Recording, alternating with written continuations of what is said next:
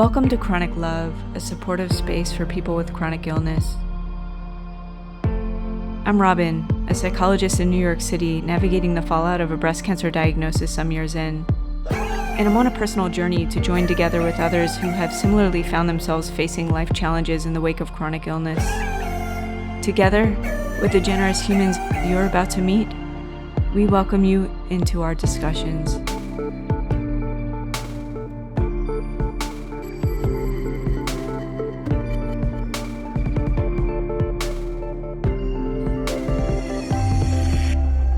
I was actually being diagnosed, funny enough, as how I met my partner. Basically, after I walked to the hospital the very first time was when I reached out to him on some social media site, specifically for gay men. And we started chatting a little bit. And he lived in New York. So I was like, there's nothing, I can see how far this goes. It's a good distraction while I was in the hospital, but I don't have any expectations.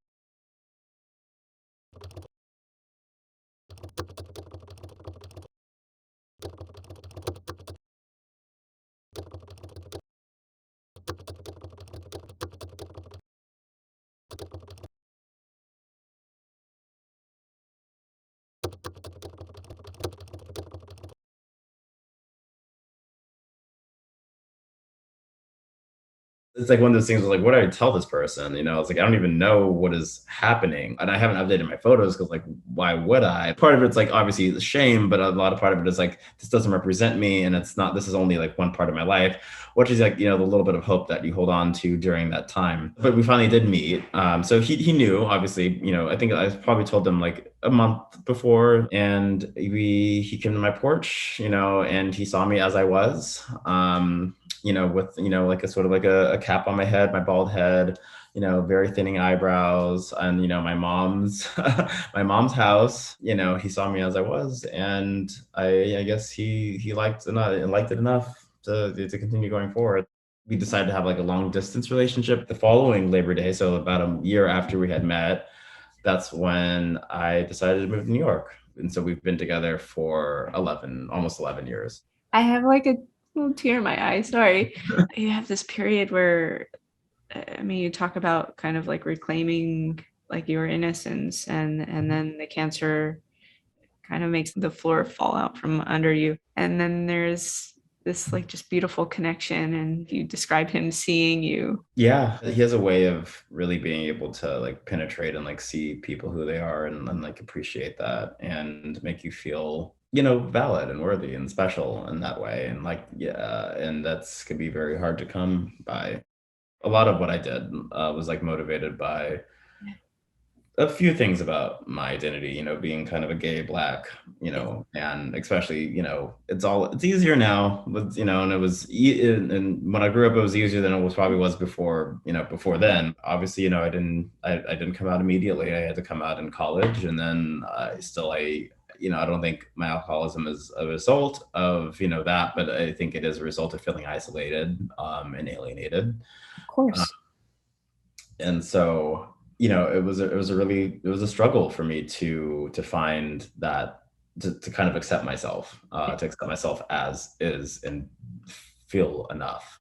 That's why I started working out, is, to be fit and to get the body to fit in to some extent. And I was always a little scared because, those are the photos that I used on my dating profile, are sort of the social media profile, the one that, how I met him. And so when he sees me in person, where it's I haven't been to the gym in a little while, and I'm bald, and I don't look like my pictures as much. Or it's just well, okay, here we go. I guess we'll see. I mean, it'll be a little charity thing, but then they give a little pity date, but then he'll probably leave.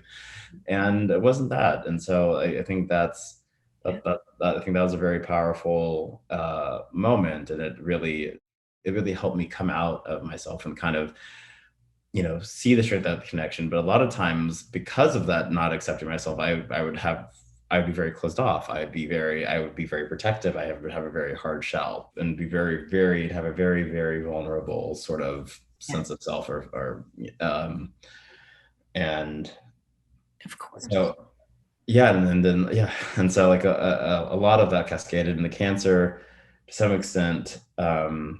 It made that more, to some extent, even more vulnerable sometimes. are even more, maybe even more hopeless about the future in some ways.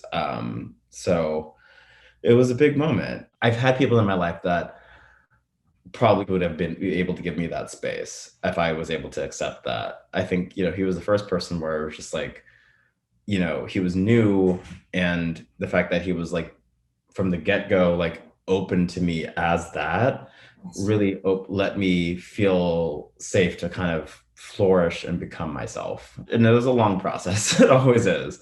But I do, I'm very grateful for that. And, I love him, and it's been, we've been together for a very long time, and I will always, be grateful for him being able to see me in that way, and for me being able to, and to celebrate me, and to champion me in that way. He sounds incredible. He's great. And also, it sounds like he's quite lucky. I'm the lucky one, I guess, as they say, but that's true. That's true. I think you're both quite lucky. It's like one of these beautiful connections that puts the floor right back in. Yeah. Yeah. Because, he helped to extend that bridge again, like, the part of it was like that lease on life. And so if I don't know, if I hadn't gone through what I did, and but we still had met, like if he said like move to New York, I don't know if I would have. It was like very much like this why not attitude that came about. If you're watching this and resonating with any of this, we just want you to know that you are not in this alone. Until next time, sending love. Until next time, sending love.